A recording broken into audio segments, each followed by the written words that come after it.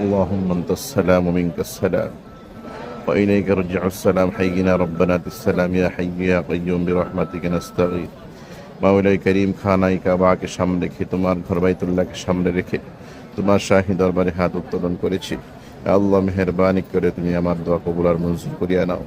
আল্লাহ আগামী 12 তারিখ বাংলাদেশে নির্বাচন, আল্লাহ যদিও এই গণতান্ত্রিক নির্বাচন ইসলাম সাপোর্ট করে না, তারপরেও জরুরতের খাতিরে তোমার শাহী দরবারে হাত উত্তোলন করেছি। আল্লাহ মেহেরবানি করে এই নির্বাচনকে সুষ্ঠু মতো হওয়ার তৌফিক তুমি দান করিয়া দাও। এই নির্বাচনে তোমার খাস রহমত বাংলাদেশের উপর নাজিল করিয়া দাও। আল্লাহ ইসলামপন্থী যে সমস্ত দল রয়েছে, বিশেষ করে বাংলাদেশ খেলাফত মজলিস এবং তার আমির আল্লাহ আল্লামা মামুনুল হক সাহেবকে ঢাকা 13 আসন থেকে বিপুল ভোটে জয়লাভ করা তৌফিক তুমি দান করিয়া দাও।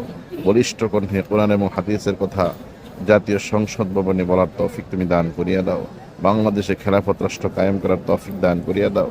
আল্লাহ বাংলাদেশের মুসলমানরা যেন ওলামাই কেরাম হক্কানি রব্বানি যারা রয়েছে তাদেরকে সম্মান ইজ্জত দিতে পারে সেই তৌফিক তুমি দান করিয়া দাও।